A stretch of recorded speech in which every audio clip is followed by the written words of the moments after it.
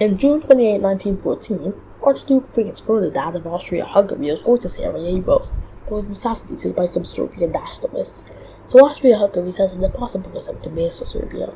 When Serbia refused, in July 28, 1914, Austria-Hungary declared war. But because of that, the Russian Empire declared war on Austria-Hungary because they were allied with Serbia. Then Germany declared war on Russia because they were in alliance with Austria-Hungary. And France declared war on Germany to eventually defeat the Franco-Prussian War. Since Russia would take a while to mobilize, Germany's plan was to invade France before Russia mobilizes, then invade Russia. There were heavy defenses along the French-German border. Germany decided to just invade Belgium. But because of that, the British Empire entered the war on August 4, 1914. The Germans were doing pretty well, only 70 kilometers away from Paris, but they were pushed back by the French and British forces. On August 23, 1914, Japan declared war on Germany, and in November 1914, the Ottoman Empire joined the war on the Central Powers side. By 1950, both sides were stuck in a stalemate, with the Central Powers gaining a bit of land. Italy ended up joining the war on the Allied Powers side on May 23, 1950, and Bulgaria, who was happy with their share of Macedonia, joined the war on the Central Powers side on October 14. In the late 1950s, the Germans were making huge gains in Russia, getting closer to Moscow, and by the beginning of 1960, the Central Powers had capitulated Serbia. On March 9, 1916, Portugal joined the war on the Allied Powers side.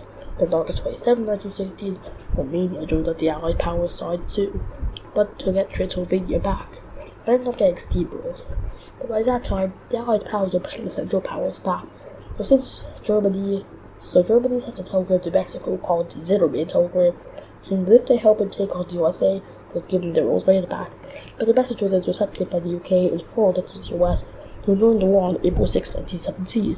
On June 27 and August 14, 1917, Greece and China joined the war on the Allied Powers side. Germany desperately needed help, so they funded communist rebel groups in Russia, which plunged Russia into a civil war. When the communists ended up winning, still Russia pulled out of the war. Even with Russia out, the Central Powers were still struggling.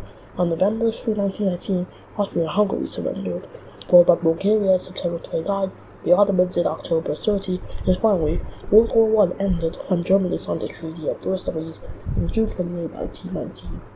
Its main terms were that the Central Powers would withdraw from the occupied territories, the creation of a fallen state, the formation of the League of Nations, as Germany couldn't join for now. Germany had to take a blame for World War I, and they had to pay a lot of money.